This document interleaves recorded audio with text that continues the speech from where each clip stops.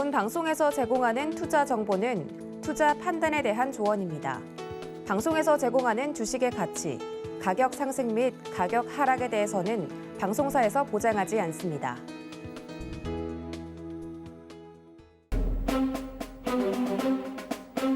안녕하세요. 서경의 부장들에서 방송 부장 맡고 있는 도부장 인사드립니다. 오늘은 산업부와 함께하는 날이죠. 오늘 시장 같은 경우는 옵션 만기를 맞아서 이 외국인들의 선물 매수 유입이 확대되면서 오른 종목들도 있었고 반대로 어제와는 달리 하락한 종목들도 있었습니다. 이렇게 시장의 불확실성이 팽배한 상황에서 어떤 전략을 좀 짜가면 좋을지 궁금하신 분들 많으실 것 같은데요. 오늘 밤에는 또 CPI 지수도 미국의 CPI 지수도 공개가 될 예정이기 때문에 앞으로 우리 시장 어떻게 짜가면 좋을지 고민이신 분들을 위해서 오늘 산업부 부장님 모시고 이야기 나눠볼 테니까 노란톡도 활짝 열어두고 있겠습니다. 문자 샵 0082번으로 산업부 부장님 하고 불러주시거나 부장님들 불러주시면 안내를 해드리겠다는 말씀 전해드리면서요. 지체 없이 바로 만나보도록 하겠습니다. 오늘 때 빼고 광대신 것 같아요. 산업부 부장님이신 허반석 부장님 인사드립니다. 부장님 어서 오세요. 안녕하세요.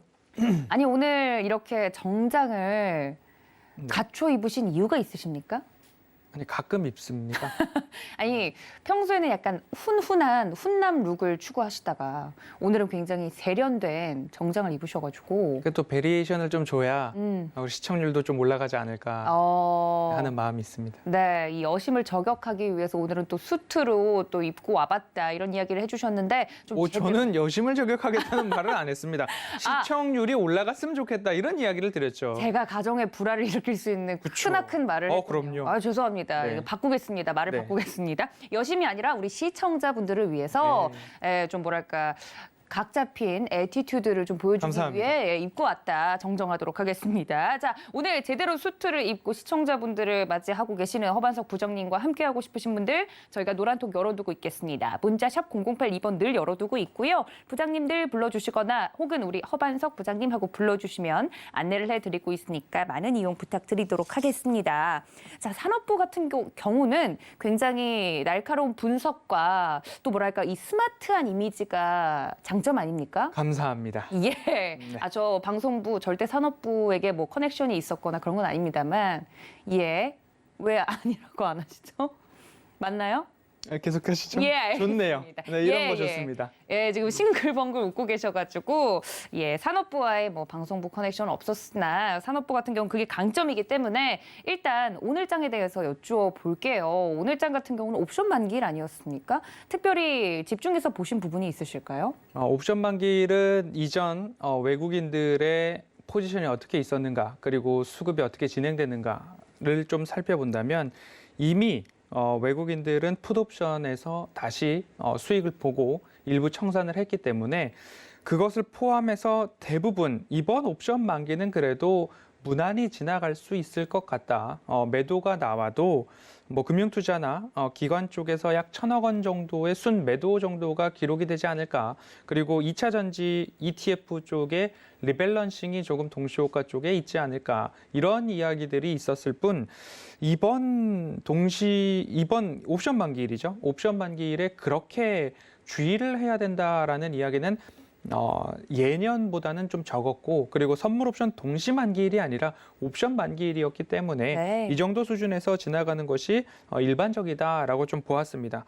먼저 이제 옵션 만기일인 것도 있고 오늘 밤 앞서 말씀해 주셨듯이 소비자 물가지수 발표가 한 10시 30분경 우리 시간으로 발표가 될 예정입니다. 그리고 나서 미 증시가 이제 개장을 하니까 이후의 흐름들이 내일 개장을 하는 우리 시장에도 좀 많이 영향을 끼칠 수 있다라는 이야기들이 오늘 시장에도 많이 반영이 됐을 겁니다. 시장을 하나하나 좀 뜯어보도록 하겠습니다. 코스피 같은 경우에는 외국인들의 선물 매수세가 굉장히 잘 들어왔습니다. 들어오다가 12시 30분경을 기점으로 외국인들의 선물 매수세가 대폭 좀 강화되는 모습들이 좀 나왔습니다. 6,190억까지 기록을 했고 이제 시간 외까지 다 포함을 하면 1조 이상의 매수세를 좀 기록을 했습니다. 선물 시장에서도 특이한 수급이 의미 있는 수급이라고 좀 볼 수 있을 것 같은데요. 선물 시장에서 외국인들이 3거래일 연속으로 매수가 들어왔다라는 이야기입니다. 올해 들어서 이 정도의 의미 있는 수급이 선물 시장에서 외인 매수가 있었는가를 살펴보면 2거래일 연속 매수도 없었습니다. 뭐 한 100몇억 원 있었던 것 2거래일이라고 이야기하기가 조금 어려울 것 같고요. 금번처럼 8일 4,800억, 그리고 9일 3,500억, 오늘 6,190억 원의 외인 선물 시장에서의 순 매수를 보았을 때 방향성에 대한 부분들은 추가 하락보다는 일부 느리더라도 흔들리더라도 조정이 나오더라도 점진적으로 우상향의 추세를 기대해 볼 수는 있겠다라는 모습들을 좀 엿볼 수 있지 않을까 싶습니다. 그래서 증시의 방향성을 특히 코스피의 방향성, 가늠자를 외국인 수급에 맞춰서 말씀을 드리고 있고 선물 시장에서도 외인들의 순 매수가 3거래일 연속 그것도 3,500억, 4,800억, 6천억 이상이 이렇게 좀 들어와 줬다라는 부분에 있어서는 매수가 조금 더 기대가 된다라고 이해를 해 보셔도 좋을 것 같고요. 네. 둘째로 코스닥 시장을 또 따로 떼어내서 보면 네, 코스피는 좋았죠. 그렇죠. 근데 코스닥은 네. 외국인들이 반대로 매도를 하루 종일 이어갔습니다. 어허. 매도를 쉬지 않고 이어갔는데 특히나 뭐 게임 그리고 NFT 그리고 2차 전지 소재와 관련된 부분 쪽에서도 하락이 좀 나오는 모습이었습니다. 그래서 외국인들의 수급에 있어서도 하방 압력이 조금 더 강했다라고 좀 볼 수 있을 것 같고요. 그리고 또 한 가지를 보면 외국인들은 2천억 이상 코스닥에서 매도를 했는데 이 매도에 대한 부분들이 연속적일 때도 있고 연속적이지 않지만 사실 매수가 들어왔다고 해서 554억 원, 760억, 295억 원, 127억 원 매수가 들어와도 500억 원 내외의 매수가 들어왔을 뿐 사실 그간 줄 매도만 하고 있는 시장이 코스닥이다라고 좀 볼 수 있을 것 같습니다. 입장을 바꿔놓고서 최근 코스닥에 어떤 일이 있었는가를 살펴본다면 셀트리온 그룹을 중심으로 분식 회계 논란들이 있었습니다. 네. 그리고 시총 1위를 찍었던 기업에서 내부 정보 매매와 관련된 일들이 있었습니다. 그리고 코인 매도 또는 실적 부진으로 게임주 하락에 여파가 있었고요. 물적 분할에 대한 이야기들이 한다 안 한다라는 이야기들도 코스닥 몇몇 기업에서 있었고요. 그리고 횡령에 대한 이야기로 시끄러웠던 오스템 임플란트 사건도 있었습니다. 이런 이야기들이 1월 한 달간 그것도 약 한 3주 안에 벌어지다 보니까 대다수의 종목들이 코스닥에 속해 있는 기업들이었습니다. 그리고 시총이 적지 않은 시총 상위주에서 일어났던 일이었습니다. 참 믿기 어려운 일이다라고 볼 수 있을 것 같은데요. 만일 내가 외국인 투자자라면 이 코스닥에서 이루어지고 있는 일들을 보면서 어떤 마음을 갖게 될까 입장을 바꿔놓고 생각해 본다면 시장에 대한 신뢰도를 잃을 수 있는 일들이 너무 동시다발적으로 좀 터졌다.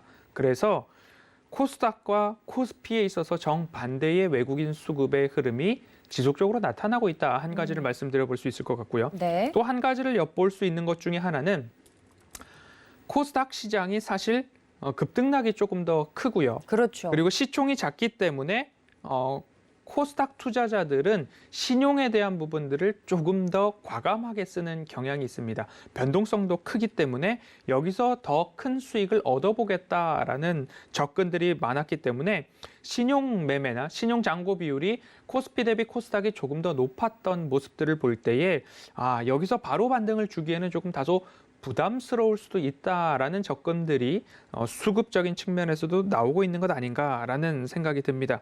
그러면서 거래 대금도 굉장히 줄어들고 있는 모습들이 나와주고 있기 때문에 이 외국인들의 매도세가 어디까지 이어질지에 대해서는 조금 더 조심을 해보아야 하지 않을까라는 생각이 듭니다.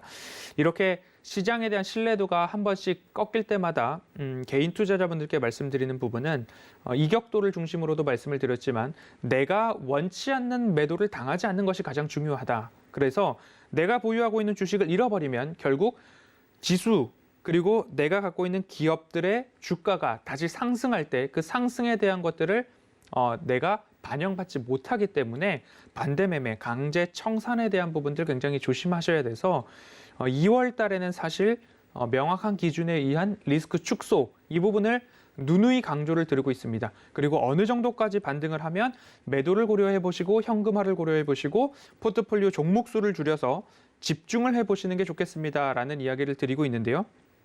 코스닥 시장이 조금 더 어려운 형국에 놓여져 있습니다. 그래서 내 돈으로, 신용이 없는 돈으로, 미수가 없는 기업들 주식을 다 갖고 계신다라고 한다면 사실 조금 더 버텨보시는 게 좋은데, 그 버티는 것도 명확한 기준에 의해서 버티셔야 된다라는 이야기를 좀 드려야 될 것 같습니다. 오늘 게임주를 중심으로 본다면 네. 많이 어려웠지 싶습니다.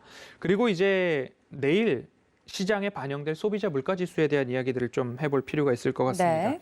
1월 소비자 물가지수가 전월 대비 0.5% 상승, 그리고 전년 대비로는 7.3% 상승으로 전망이 좀 나오고 있고요. 쏙쏙들이 전망이 하나하나 나오고 있는데, 백악관에서 또 가이드를 좀 주기를 시작을 했습니다.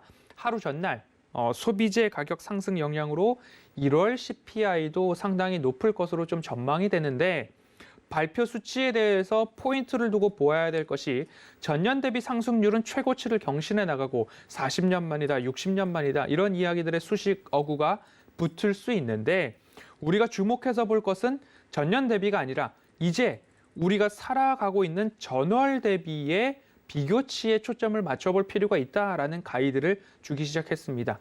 그러니까 피크냐 피크가 아니냐 이 곳에 방점을 찍어서 보아야 한다라는 이야기들을 좀 하고 있습니다. 연간 증가율보다 월간 증가율이 어떻게 되고 있는가? 그러면 인플레이션에 대한 힌트도 그곳에 들어있을 수 있겠다. 그리고 거기에 따라서 시장이 반응해줬으면 좋겠다라는 이야기들을 좀 하고 있는 모습입니다.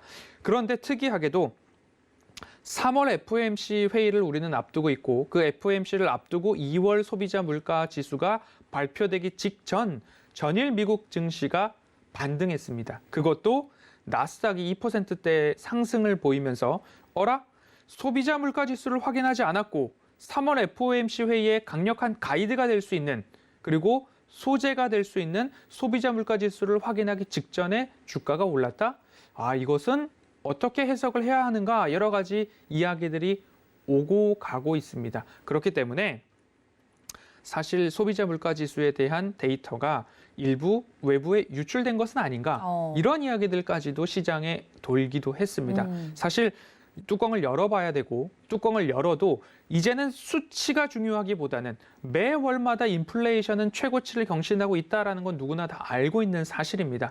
증시가 그만큼 조정을 받았지, 여기서 다시 한번 되돌림이 나올지, 아니면 소비자 물가 지수가 인플레이션 정점입니다라는 이야기가 좀 더 나와줄지에 대한 부분들 아무도 모르기 때문에, 사실 전년과 비교해서는 최대치지만 전월과 비교해서는 감소 또는 비슷한 수준입니다라는 이야기가 나왔을 때 중요한 것은 저는 시장이 이것을 어떻게 해석하고 시장이 어떻게 이것을 받아들이고 있느냐, 결국 시장 참여자들이 증시의 방향을 어디로 이끌고 가고 싶은가가 더 중요하다라고 생각을 하고 있습니다. 그래서 시장의 예상치, 전망치와 너무 크게 동떨어지지만 않는다면 그래도 시장이 감내할 만한 움직임이 나오지 않을까 싶습니다. 한 가지 힌트가 또 나왔죠.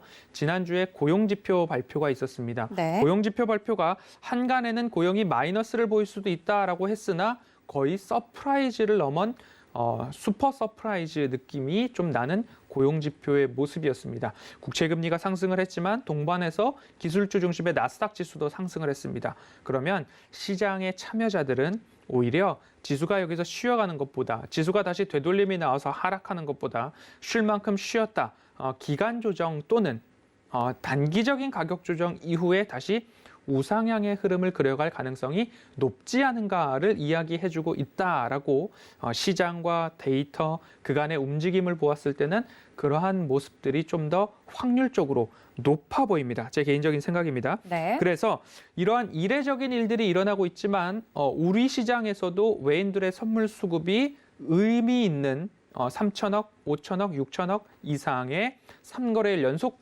매수가 나왔기 때문에 내일 이 미 증시 결과가 보합권 또는 강보합권만 있어도 우리 증시에는 그래도 긍정적인 흐름들이 이어질 수 있지 않을까라고 생각이 좀 들고 있습니다. 이 CPI, 소비자 물가지수에 주목하는 이유가 있죠. 결국 소비자 물가지수, 인플레이션 압박이 커지느냐 아니면 시장이 또는 연준이 인내할 만한 수준인가에 따라서 3월 FOMC 회의에서 금리 인상의 속도와 시기와 폭이 결정될 수 있기 때문입니다. 시장이 우려하고 있었던 것은 앞으로 남아있는 7번 정도의 FOMC 회의 때마다 금리를 인상할 것인가. 그리고 3월 FOMC 회의에서 금리 인상이 확 실시되고 있는데 그 상승의 폭이 25bp인가 50bp인가 그 폭도 어느 정도 시장에 충격을 줄 수 있기 때문에 거기에 예의주시를 하고 있습니다. 인플레이션 압박이 크다라고 하면 거기에 맞불을 놓아서 금리 인상의 폭을 높일 것인지 아니면 인플레이션이 시장과 연준이 인내할 만하다라고 하면 3월부터 25bp씩 그리고 7번은 너무 과했다. 우리가 지금까지 너무 최악의 시나리오만을 놓고 본 것 아닌가라는 이야기들이 CPI의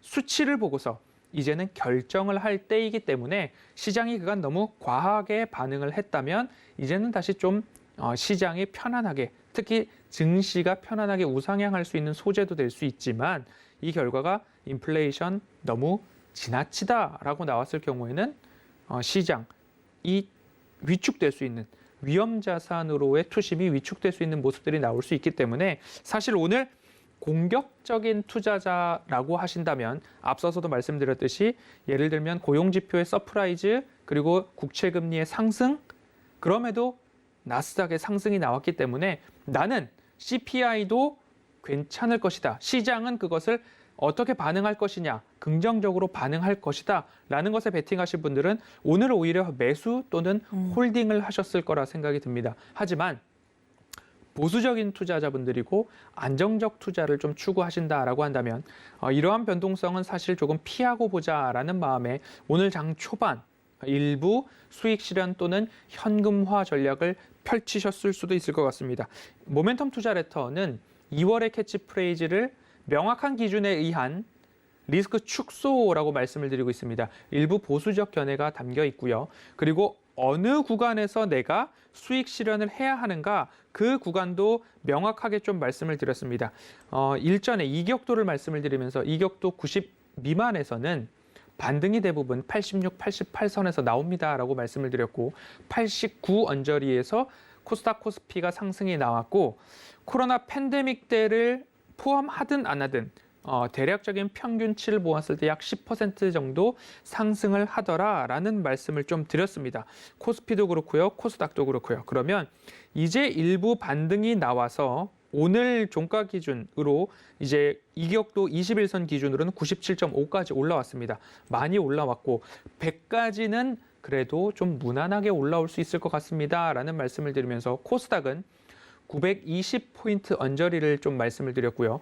코스피 기준으로는 2760 또는 80선을 말씀을 드렸습니다. 오늘 종가로 2771 그리고 장중 고가로는 2788까지 좀 반등이 나왔던 지수이기 때문에 결국 제가 말씀드렸던 구간까지 코스피가 먼저 좀 나왔는데 지수에 왜곡이 조금 있었죠. LG에너지솔루션에 네. 상장이 있었기 때문에 현재 2788 수준은 오히려 이격도 기준으로 반등폭을 일부 더 상회했다. 그렇기 때문에 이 구간에서는 현금화 또는 수익 실현, 비중의 축소, 리스크 축소가 가능한 구간이지 않았나라는 생각이 듭니다. 그래서 앞으로의 시장 방향에 따라서 반등이 나올 때마다 사실 20일 이평선 기준 이격도 100까지는 조금 버텨보시는 전략도 가능하고 나는 안정적 보수적 투자자이기 때문에 오늘 일부 현금화를 했다. 하지만 그 현금화가 손절이 아니라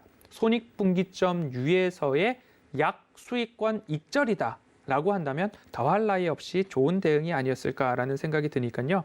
2월의 시장이 만만치 않고 3월은 더욱더 만만치 않고 4월도 양적 긴축에 대한 우려가 있을 수 있기 때문에 2월 시장이 굉장히 중요하다라고 누차 또 강조를 드립니다. 그래서 2월 시장 동안에는 리스크 축소, 리스크 관리에 조금 더 집중을 해보시면 좋겠습니다라는 말씀으로 오늘장 요약을 좀 해봤습니다. 네, 허반석 부장님 역시나 산업부의 부장님답습니다. 굉장히 깔끔하게 이슈를 또 정리를 해드렸는데요. 말씀해 주신 것처럼 오늘 밤에 발표가 될 미국 소비자 물가지수가 대체 왜 중요하냐라고 물어보셨을 때 이 연준이 앞으로 진행할 이 인플레이션에 대한 압박 강도를 저희가 좀 예측해 볼 수 있기 때문에 해당 지표가 중요하다고 누누이 좀 말씀을 드렸습니다. 예를 들어 연내에 금리 인상 3번 할 것을 4번 할 것이냐 아니면 3번으로 그칠 것이냐 여기에 따라서 남은 이번 연도에 투자 전략이 조금 바뀔 수 있기 때문에 이런 부분에 대해서 산업부는 좀 먼 그림을 보고 이번 2월은 좀 리스크를 최소화하는 방향으로 좀 전략을 짜가보자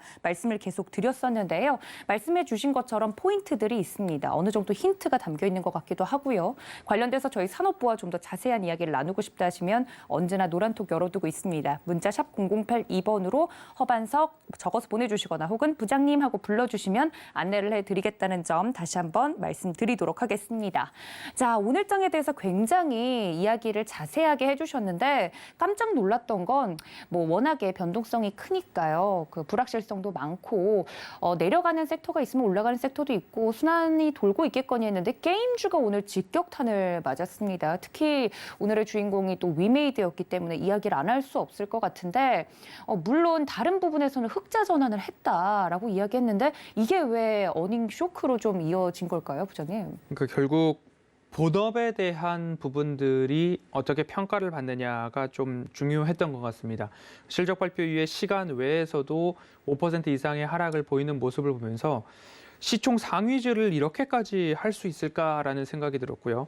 오늘 장 초반 하락하는 모습들을 보면서 이렇게 큰 기업을 이렇게까지 내릴 수 있을까라는 생각, 그리고 미 증시에서 팡 기업들 중에서도 뭐 20% 이상 내리는 모습들이 나오기도 했었습니다. 그런데 위메이드에서 오늘 종가 기준으로는 28.89% 마감을 했는데 이렇게까지 하락이 나올 수 있는가라는 참 시장이 무섭다, 시장이 매섭다라는 생각을 했습니다. 위메이드뿐만 아니라 뭐 룸투코리아나 위메이드 맥스나 컴투스, 다날, 네오이즈, 카카오 게임즈 대부분 전반에 있어서 게임주의 하락이 컸습니다. 그리고 그 중심에는 대장주인 위메이드의 하락이 좀 더 주요했는데 위메이드를 먼저 보면 어떤 일이 있었냐면 사상 최대 실적이라고 발표는 나왔습니다. 그런데 그 면면을 좀 뜯어보면 4분기 매출이 3,524억 원 정도 나왔습니다. 전년 동기 대비 650% 이상 성장이다라고 집계가 되고 있고요. 영업이익은 2,540억 원, 당기순이익은 4,250억 원으로 각각 흑자 전환을 기록을 했다라고 발표가 되었죠. 그런데 4분기 매출 중 암호화폐 위믹스를 팔아서 즉 유동화시켜서 발생한 매출이 2,255억 원이다라고 봤을 때 그간 이 위믹스 코인을 많이 팔았구나라고 이해가 될 거고요. 이 위믹스 매도로 발생한 매출이 3,524억 원 중에 2,255억 원이니까 매출 중에 64%가량이 결국 이 코인을 유동화해서 위믹스 코인을 팔아서 발생한 수익이다. 라고 볼 수 있겠죠. 그럼 나머지 35% 내외의 매출 비중이 결국 위메이드의 본업, 게임과 관련된 매출이다라고 계산을 해볼 수 있을 것 같습니다. 그러면 시장 참여자들은 위메이드를 코인을 팔아서 장사하는 회사라고 보는 것이 아니라 게임이 재미있고 게임이 수익성이 좋고 앞으로 게임이 매출로서 탄탄한 캐시카우 역할을 해야 된다라고 생각을 하고 있는 것이 일반적인 보편적인 회사에 대한 평가일 텐데 이번 4분기 실적 중에 64%가량이 코인, 위믹스 코인을 유동화시켜서 발생한 매출이다라고 하니까 결국 시장이 그러면 본업은 어떻게 되고 있다는 거야? 라는 의문을 좀 갖지 않았나라는 생각이 듭니다. 결국 유동성의 힘은 어마어마한 상승을 불러오기도 하지만 그 어마어마한 상승 이후에는 다시 되돌림도 이렇게 수에 맞지 않으면, 수 틀리면 굉장히 강하게 나올 수 있다라는 교훈을 좀 우리들에게 주고 있고요. 네. 오늘 장 후반 이제 크래프톤의 실적 발표가 장 마감과 함께 있었습니다. 크래프톤도 어닝 쇼크가 좀 나왔고요. 크래프톤의 시간 외 마감을 좀 보도록 하겠습니다. 크래프톤도 실적이 좋지 않게 나왔기 때문에 시간 외에 약 12%가량 크래프톤을 보겠습니다. 네.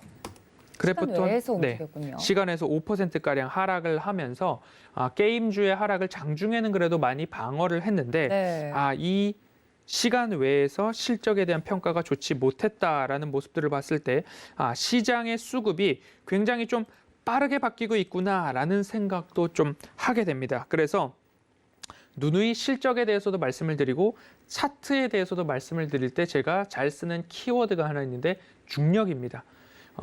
차트상 저위험 구간을 말씀드리는 이유도 무언가 그 기업의 적정 가치가 강력한 중력, 핵심이 되는 라인으로 작용이 된다면 무언가 시장의 관심, 그리고 시장의 고평가, 그리고 고평가에 이은 유동성의 힘으로 그 이평선과 너무 많이 괴리가 벌어졌을 때에는 다시 회귀할 수 있다, 끌어내릴 수 있다, 중력의 힘이 작용한다라고 말씀을 드리고 싶고요. 이 차트상 저위험 구간이라는 라인을 그어놓고 그보다 너무 과도하게 떨어져 있고 PBR 1배 이하로 떨어지다 못해 PBR 0.5배 미만으로 떨어져 있거나 피어 그룹들과의 괴리가 너무 크다, 시장의 소외를 받았다라고 했을 때도 마찬가지로 작용, 반작용처럼 다시 차트상 저위험 구간 중심 추세선까지는 빠른 반등이 나올 수 있는 기업들이 많이 있습니다라는 말씀을 드려왔기 때문에 너무 크게 상승한 종목들에서는 거기에 따른 큰 하락도 나올 수 있다라는 부분들을 좀 감안하셔서 모든 것들을 좀 접근을 하셔야 된다라는 말씀을 드리고 싶습니다. 이번 실적 발표가 이제 꽤 많이 되고 있는데 최근 1년 동안 주가가 많이 오른 기업들 중심으로 본다면 어떠한 모습들이 나오냐면 실적이 예상치보다 적게 나온다라고 한다면 아니면 오히려 마이너스 성장률을 기록했다라고 하면 여지없이 급락이 나옵니다. 최근 1년간 10배, 5배 이상 오른 기업들 중심으로 본다면 그렇습니다. 그런데 최근 1년간 그렇게 오른 것도 없고 오히려 시장의 하락에 따라서 떨어지기만 더 많이 한 기업들의 실적을 보면 우리가 예상하던 만큼 실적이 나왔구나, 또는 우리가 예상한 것보다 아주 조금 잘 나왔음에도 불구하고, 그리고 전망치만큼 나왔는데 가이던스나 내년에 대한 전망이 조금 더 밝다라고 하면 여지없이 급등이 나오거나 상승 마감하는 일들이 현재 시장에서 벌어지고 있는 일들입니다. 그래서 꼭 작용, 반작용, 그리고 차트에도 지수에도 중력이 작용한다라는 이야기들을 한 번씩 기억을 해보시면 좋겠습니다. 코로나19도 마찬가지죠. 이제 횟수로 3년 차 정도 접어드는데 피해주가 있었으면 수혜주도 있었고요. 이제는 다시 수혜주가 저물고 피해주가 반등을 하는 리오프닝에 대한 기대감들이 시장에 많이 퍼져가고 있는 모습들을 좀 볼 수 있습니다. 네. 그렇기 때문에 지수에는 중력이 작용하고 너무 많이 떨어졌으면 작용, 반작용에 의해서 튀어오르는 종목들도 있다. 그리고 코로나를 중심으로 본다 하더라도 수혜주가 그간 흥행했으면 피해주가 다시 꽃을 피울 날도 있는데 횟수로 3년차 지나가고 있고 각국에서 방역 규제에 대한 완화, 폐지 이야기들이 많이 나오고 있습니다. 그러면서 리오프닝에 대한 이야기들이 흥행을 전망하고 있기 때문에 차라리 차트상 저위험 구간에 속해 있거나 오히려 그 아래까지 조정을 받은 종목들을 살펴보시자라는 말씀을 드렸고, 2차전지 소재주를 대표적으로 말씀을 드렸듯이 고밸류 평가를 받고 있는 기업들을 매수할 때에는 정말로 주의를 하셔야 됩니다. 짧게 보고서 손절할 각오가 되어 있으면 보실 수 있지만 그렇지 않으면 많이 조심하셔야 됩니다라는 이야기를 드렸던 것처럼 앞으로의 시장도 그러할 것입니다. 지금은 실적을 중심으로 앞으로 움직여 나가는 시절이 오고 있다라고 보시면 좋을 것 같고요. 이러한 것들을 구분함에 있어서 제가 드리는 가이드라인은 산업의 방향성과 시장의 성장성이 만나면 투자자에게 수익이 돌아온다라는 이야기 다시 한번 기억해 보셨으면 좋겠습니다. 네, 오늘 게임주들이 줄줄이 하락하는 모습을 보면서 저도 우리 허반석 부장님이 해주신 말씀처럼 이제는 뭐랄까요, 꼼수로 올랐던 부분에 대해서 시장이 굉장히 종목에 대해서 엄격한 잣대를 들이대고 있다라는 생각이 들었습니다. 위메이드 같은 경우는 한마디로 정리를 하면 원래는 순두부찌개가 유명했던 집이고 이걸로 잘 팔렸어야 했는데 엉뚱한 메뉴로 달고나를 만들고 있습니다. 그렇죠. 달고나로 돈을 많이 벌어서 이러면 안 된다. 사실 같은 먹는 걸로만이라도 돈을 잘 벌었으면 좋았는데 네, 전혀 엉뚱한 걸로 이제 그렇습니다. 돈을 벌다 보니 그런 게 시장에서는 오히려 투자 심리를 악화시키는 요인이 되지 않았나라고 한 줄 정리를 해드렸습니다. 오늘의 특징주였던 게임주들의 하락 짚어봐 드렸고요. 우리 산업부 같은 경우는 그 와중에도 이 코로나19 확진자 수가 계속 늘어나고 있지만 결국에 우리가 가야 될 방향성, 리오프닝에 대해서 내내 말씀해 주시지 않았습니까? 리오프닝 관련주들이 이제 올라오기 시작하니까 다른 곳에서도 좀 반응이 오더라고요. 그렇습니다. 네, 먼저 좀 선점을 해서 이야기를 했던 입장으로 리오프닝 관련주 이야기해 주시죠. 네, 1월 산업부에서 그리고 매일 아침 방송을 드렸던 허반석의 작전 리포트에서 1월을 시작하면서 리오프닝에 대한 말씀을 드렸고 2주를 할애해서 리오프닝 1, 2를 나눠서 말씀을 좀 드렸었습니다. 제가 지난번에도 말씀을 좀 드렸었는데요, 도앵커님. 네. 메리골드의 꽃말을 아십니까? 꽃말을 가지고 네, 오셨죠? 오늘 입고 계시는 그런 색상의 꽃도 메리골드 종류 중에 있죠. 네. 메리골드의 꽃말은 반드시 오고야 말 행복. 행복이죠. 오. 그런 이야기를 드리면서 리오프닝도 우리 모두가 바라고 있는, 전 세계인이 바라고 있는 리오프닝, 반드시 오고야 말 리오프닝이라는 말씀을 드렸었습니다. 그래서 이 리오프닝을 1월 3일 그리고 1월 17일 음식료까지 하면 1월 24일 3주에 걸쳐서 좀 말씀을 드렸네요. 1월 3일 주간에는 편의점에 대한 말씀을 드렸습니다. 방역 패스에 대한 이야기가 좀 나왔었죠. 그러면 라스트 마일이 가까운, 내가 직접 마트까지 가는 거리가 가까운 편의점이 흥행할 수 있습니다. BGF 리테일, GS 리테일, 이마트, CJ, CGV를 1월 3일 주간 좀 말씀을 드렸습니다.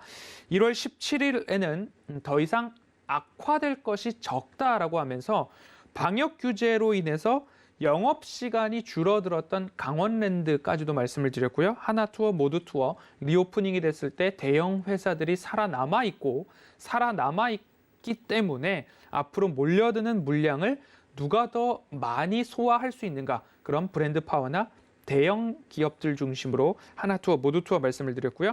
그리고 호텔 신라에 대한 이야기 드렸습니다. 반드시 오고야 말 리오프닝, 그리고 우리가 희망하고 염원하고 있는 자유로운 출입국에 대한 부분들, 면세점에 관련된 부분으로도 호텔 신라를 좀 말씀을 드렸죠. 그리고 1월 24일에는 오리온과 CJ 제일제당 풀무원에 대한 말씀을 좀 드렸습니다. 결국 모두 다 차트상 저위험 구간, 아무도 관심을 갖고 있지 않을 때 좀 말씀을 드렸고요. 그 이전에도 제가 2-3달 전 그래도 이제는 다시 리오프닝에 대한 것들을 기대해 볼 수 있지 않을까요? 라고 말씀을 드리면서 하이트 진로에 대한 말씀을 드렸습니다. 주류 기업들, 롯데칠성도 그렇고요. 이런 상상을 해보시면, 그리고 스스로 질문을 해보시면 어떨까 싶습니다. 제주도 여행을 가시는 것과 집이나 가족들과 소소하게 홈술, 치맥을 즐기는 것과 어떤 것이 포기하게 되는 것 중에 하나일까요? 지금 5만 명, 6만 명 매일매일 아직 정점을 보이지 않고 있는 중인데 여러 시간을 거쳐서 제주도를 가는 그런 위험성보다는 사실 집에서 치맥이나 혼술 아니면 간단한 와인 이런 것들을 올림픽을 보면서 즐기는 것이 조금 더 포기하지 않고 내가 즐길 수 있는 소소한 행복이라고 생각이 듭니다. 그래서 사실 여행에 대한 것들보다는 음식료, 특히 하이트 진로나 오늘 제주 맥주가 상한가까지도 갔었죠. 네. 그런 모습들을 봤을 때 주류 인상, 가격 인상에 대한 부분들까지도 시장에 무언가 매기가 쏠리는, 관심이 쏠리는 그러한 모습들로 작용을 한 것 같습니다. 그래서 리오프닝 같은 경우에는 너무 급하게 따라 들어가실 수 있는 종목들도 있습니다. 그런데 상한가가 갔는데 나는 거기서 따라잡겠다라는 것들은 저의 매매 방식과는 조금 다릅니다. 앞서서 1월 초부터 리오프닝을 말씀을 드렸기 때문에 하이트 진로나 예를 들면 CJ CGV도 그렇고요. 오리온 CJ 제일제당도 그렇고요. CJ 제일제당을 한번 보도록 하겠습니다. 네. CJ 제일제당도 1월 달부터 말씀을 드렸기 때문에 하락 구간 이후에 좋다고 했는데 하락을 하는구나. 내가 생각했던 것보다 더 저렴해졌구나라고 생각을 하면서 모아갈 수 있는 구간이 충분했습니다. 그리고 반등이 나오는 모습들이 있는데 그렇게 많이 반등을 하지 않았기 때문에 지금 구간에서도 분할 매수로 차라리 어떻게 본다면 조정이 나올 때에 매수를 대응해 보는 것도 나쁘지 않다라는 말씀을 드리고 싶고요. 화이트 진로 같은 경우에는 술이 아니더라도 무알콜 맥주로도 굉장히 유명했었죠. 그럼 12월 달부터 1월 내내 매수를 할 수 있는 기회들은 충분히 있었고 허반석의 작전 리포트 그리고 산업부장으로서의 리오프닝 관심도는 꾸준하게 말씀을 드려왔기 때문에 이러한 접근을 하시는 게 차라리 편안한 매매, 안전한 수익이라는 타이틀에 조금 더 어울리는 매매가 아닐까라는 말씀을 드리고 싶습니다. 네. 이렇듯이 업종과 산업을 선택할 때도 산업의 방향성, 코로나 피해주들이 3년 동안 이렇게 어려웠는데 각국에서 방역 완화 조치들이 그리고 규제 폐지에 대한 이야기들이 확정은 되지 않았지만 많이들 나오고 있는 상황입니다. 그러면 늦더라도 언젠가는 리오프닝은 반드시 오고야 말 것이다 라는 부분들을 좀 감안해 보셨다면 산업부장과 함께 이러한 매매도 하실 수 있지 않았을까 싶습니다. 그래서 산업의 방향성, 시장의 성장성 이보다 더 안 좋아질 것은 없다라고 생각을 해보시면 곳곳에 내가 매수할 만한 기업들이 있었다라는 점들 한 번씩 되짚어 보시면 좋을 것 같습니다. 네, 리오프닝 관련주는 우리 산업부에서 꾸준하게 이야기를 해드렸던 부분이었죠. 지금 이렇게 리오프닝 관련주는 관련주대로, 코로나19 관련주들은 또 오르는 대로 지금 이렇게 양방향으로 움직이고 있는 와중에도 리오프닝 관련주들 탄력적으로 움직이는 모습 최근에 여러분들이 직접 목도하셨을 겁니다. 관련돼서 산업부가 굉장히 빠르게 리오프닝 관련주를 이야기할 수 있었던 이유 말씀을 드리고 있는데 노란톡 들어오시면 더 빠르게 이런 종목들에 대한 이야기들 들어보실 수 있으니까요. 문자 샵 0082번으로 지금 바로 부장님하고 불러주시면 혹은 QR코드 통해서 들어오시면 해당 내용들 받아보실 수 있다는 말씀 좀 드리고요. 무엇보다도 글로벌적으로 리오프닝 관련주들이 움직일 수밖에 없었던 게 지금 방향이 어쩔 수 없다. 좀 더 자유로운 방향으로 규제를 완화하는 쪽으로 가보자라고 움직임이 있지 않습니까? 관련돼서 리오프닝 관련주들 지금 또 단기적으로 올랐잖아요. 나 리오프닝 관련주 갖고 있는 거 없는데 좀 새롭게 진입하려면 좀 기다려야 될까요, 부장님? 그건 궁금하네요. 외국인들이 강매도를 지속함에도 불구하고 매수를 하고 있는 업종들이 금리 상승 수혜가 되는 보험은행 업종이 있었고요. 그리고 경기 민감주, 철강금속, 화학 섹터가 있었고요. 그리고 경기 방어주로서 음식료 섹터를 중심으로 통신 장비도 있었고요. 반도체도 있었고요. 이러한 모습들을 조금 뜯어본다라고 한다면 사실 리오프닝이 이제 아직 시작되지도 않았습니다.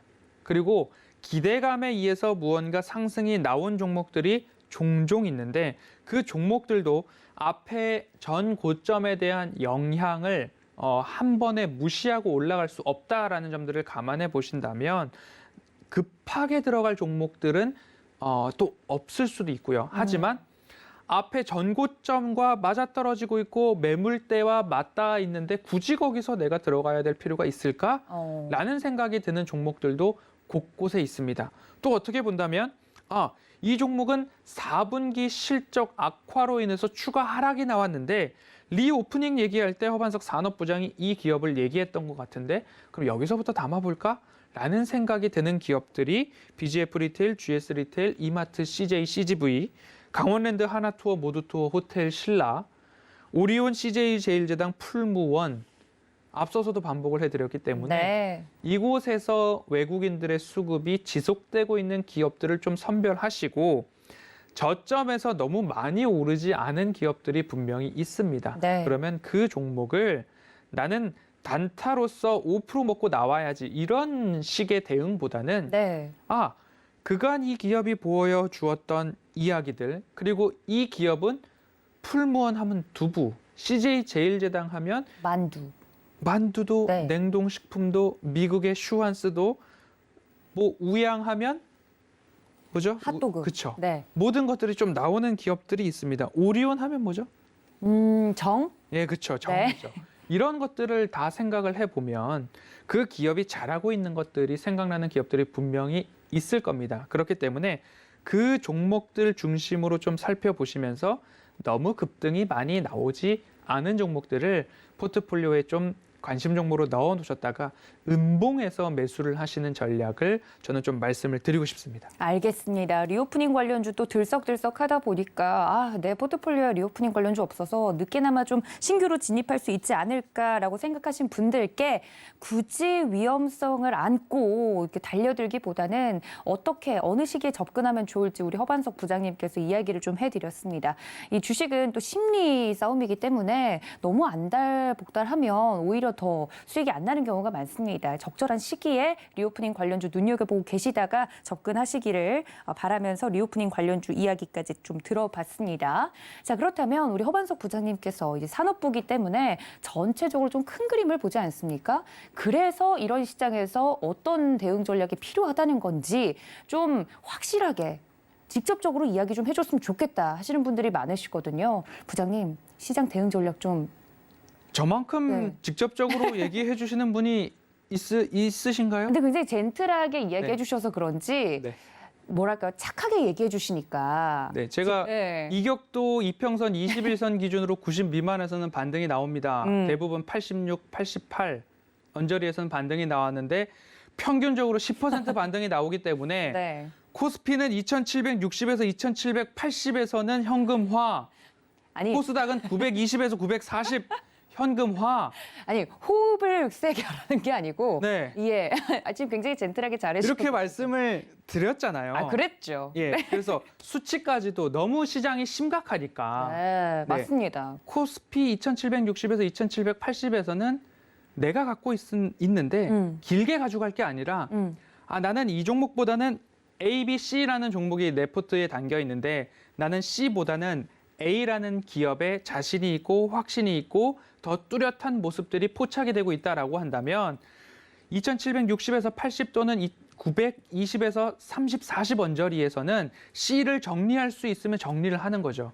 현금화를 해서 A가 음봉일 때마다 조정이 나올 때마다 포트폴리오를 내실화, 종목 수를 줄여서 리스크 관리를 철저하게 하시는 2월이 되어야 합니다라는 이야기 2월 첫 방송부터 지금까지 하고 있고요. 2월 마지막 주까지 이 이야기는 드릴 겁니다. 그렇기 때문에 그 부분 참고하셔서 꼭 종목 수를 줄여나가시는 전략과 대응 한번 동참해 보시면 어떨까라는 말씀을 드리고요. 네. 모든 것을 팔아라라는 말씀 절대로 안 드렸죠. 가져갈 종목들은 가져가셔야 됩니다. 그래야 지수가 반등하고 내 종목이 반등할 때 그 반등에 대한 상승에 대한 투자에 대한 수익을 내가 가져갈 수 있기 때문이다라는 말씀 꼭 드리고 싶습니다. 네. 리오프닝에 대한 강조 이유를 좀 짧게 설명을 드리면서 네. 시장이 어디까지 좀 볼 수 있을까에 대한 말씀을 드리고 싶습니다. 방역 규제 완화가 우리나라도 방역 패스나 백신 접종 증명, QR 코드 이런 것들 폐지가 논의될 수 있다라는 이야기들 나오고 있고요. 영업시간 제한은 아직까지 유지가 되고 있으나 확진자의 자가격리는 줄어들고 있습니다. 7일이고요. 그리고 확진자의 가족인데 3차 백신 접종을 맞았다라고 한다면 격리 면제가 된다라는 네. 이야기들도 기준으로 좀 나오고 있습니다. 미국 같은 경우에도 뉴욕주 같은 경우에는 마스크 의무화 폐지에 대한 이야기 그리고 다른 주에서도 이와 같은 유사한 3월 말부터는 실내에서 마스크를 쓰지 않고 백신 접종 의무화도 폐지가 된다라는 이야기들이 좀 나오고 있습니다. 영국도 마스크 의무화 폐지, 백신 패스 폐지, 확진자 격리 폐지, 해외 입국자 규제 폐지 등등 덴마크, 스웨덴, 폴란드, 체코 규제에 대한 폐지 이야기들이 활발하게 나오고 있다라는 점 하나의 포인트로 살펴보시면 좋을 것 같고요. 네. 두 번째 포인트는 물류 병목 현상에 대한 겁니다. 미 서부 해안의 선박 적체 추이가 줄어들고 있다라는 말씀을 드리고 싶은데요. 결국 물류 병목 현상의 완화가 나타나고 있다. BDI, 운임지수도 떨어지고 있고요. 그리고 해안을 바라봤을 때에 입항을 위해서 대기 중인 선박수도 완연하게 줄어들었다라는 이야기입니다. 항만 앞바다 25마일 이내에 그리고 입항을 위해서 순서를 기다리면서 배회하고 있는 배들의 숫자가 눈에 띄게 줄어들고 있다. 그리고 수치상으로도 그래프가 피크 아웃, 꺾였다라는 이야기들이 보여지고 있기 때문에 물류병목 현상에 있어서는 정점을 찍고 내려오고 있고 특히 실질적으로 항만에서 근무하시는 분들이 느낄 정도의 피크아웃이 나타나고 있다라는 소식이 앞으로 이제 들려오게 될 것으로 전망이 됩니다. 그 이야기가 나오면 실질적인 물류병목 현상은 대부분 완화되었다라는 기대감들도 좀 있을 것 같습니다. 그래서 리오프닝에 대한 기대감들은 조금 지속되고 있습니다. 방역 규제 완화, 물류 병목 현상의 완화, 이것이 데이터로, 지표로 나타나고 있기 때문에 그러면 어떻게 되느냐? 반도체, 차량용 반도체 앞으로 10년 동안 부족할 수 있을 것이다라는 이야기가 나오고 있는데 사실 인간이라는 존재가 그리고 수익, 투자하거나 수익을 창출하고 싶은 욕망은 10년 동안 부족하게 두지 않을 것으로 생각이 듭니다. 그런 것들을 좀 감안해 보았을 때 시장이 되살아날 수 있다라는 기대감들이 있기 때문에 기술주 상승, 국채금리 상승이 동반적으로 나오는 걸 수도 있다라는 생각 하나 또 해보실 수 있고요. 너무 좋은 이야기만 드리면 안 되니까 네. 사실 우리 시장, 특히 코스피, 코스닥 모두 다 이익에 대한 추정치가 하향되고 있다라는 이야기가 나오고 있습니다. 그러면 국내 시장을 바라봤을 때 PBR을 15까지 줄 것이냐, 17까지 줄 수 있을 것이냐라는 이야기가 나오는데 이익 측면으로 보았을 때는 15는 좀 과하다라는 이야기도 나오고 있습니다. 밸류에이션을 높게 쳐주기에는 좀 부담스러운 시장이다라는 이야기도 나올 수 있기 때문에 결국 앞으로의 시장에서 가장 핵심적으로 중요하게 보실 곳은 실적이다라는 말씀들을 꼭 드리고 싶습니다. 금리 인상만 양적 긴축이 시작되기 이전 오직 금리 인상만 시작되는 시기에는 우리나라도 그렇고 미국도 그렇고 지수의 우상향은 역사적으로 진행이 되어 왔습니다. 그렇기 때문에 그때까지는 견딜만 하다. 그런데 견딜만 하다 해서 그냥 가만히 계시면 안 됩니다. 특히 2월 달 리스크 축소하셔야 된다라는 이야기 꾸준하게 드리고 있습니다. 오늘 방송에서만 리스크 축소라는 단어를 다시 보기를 돌려보시면 제 생각에는 10번 정도 한 것 같습니다. 네. 그 부분 꼭 기억해 주시고 금리 인상과 양적 긴축이 동시에 진행된다라고 하면 사실 신흥국 시장이 더 많은 충격을 받고 어려워집니다. 대부분 시장이 꺾였고 지수에 하향이 나타났습니다. 그렇기 때문에 그러한 시장이 도래하기 전에 종목 수를 줄여놔야 된다. 현금 비중을 왕창 늘려놔라라는 의미는 아닙니다. 될 만한 종목, 실적이 찍히는 종목에 집중할 필요가 있다. 그래서 금리 인상뿐만 아니라 양적 긴축이 일어난다 하더라도 이 종목은 그렇게까지 빠질까? 왜냐? 매출액과 영업이익과 당기순이익이 두 자릿수로 지난해, 올해, 내년, 후년까지 증가할 수 있을 만한 숫자가, 모멘텀이, 미래 먹거리가 준비되고 있다라고 한다면 그 기업에 집중해 볼 만하다라는 말씀들을 드리고 싶습니다. 테이퍼링 발작, 그리고 양적 긴축 발작 이런 것들을 반복하지 않기 위해서 파월은 시장과의 소통을 더 열심히 부단히 하지 않을까라는 생각이 들고요. 너무 많은 금리 인상과 급속도로의 긴축, 시장은 이것을 바라고 있지 않다라는 것도 너무나 잘 알고 있을 것입니다. 그리고 보이지 않는 전쟁을 패권 국가들이 하고 있기 때문에 쉽사리 경제 전쟁에서 내가 죽을지도 모르는 액션은 취하기 어렵다라는 것들을 좀 기억해 보신다면 결국 실적이 동반되는 기업들 살아남을 수 있다라는 점들을 좀 감안을 하셔서 금리 인상의 수혜, 경기 민감주, 경기 방어주, 리오프닝 이런 것들 기억을 해보시고요. 2월은 명확한 기준에 의한 리스크 축소의 달이다라는 거 기억해 보시고요.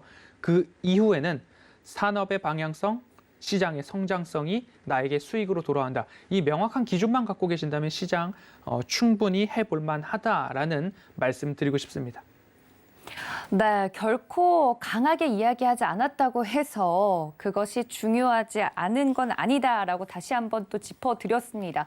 정말 우리 산업부 선에서는 강력하게 좀 메시지를 전달해 드리고 있는데요. 노란톡 들어오시면 저희가 다 못 다룬 이번 주에 언급을 좀 해드렸던 종목들, 이 시장 대응에 맞게 이 종목들은 어떻게 또 펼쳐나가는 것이 좋을지 궁금하다 하시는 분들은 노란톡 들어오시면 되겠습니다. 문자 샵 0082번으로 부장님하고 불러주시면 안내를 해드리고 있으니까 지금 바로 참여 참여해 보시기를 바라고요. 또 본 방송에서 제공해 드린 정보는 투자 판단에 대한 조언일 뿐 해당 주식의 가치나 수익률을 보장하고 있지 않다는 점까지 알려드리면서 저는 부장님과 함께 여기서 인사드리겠습니다. 시청해주신 여러분 고맙습니다.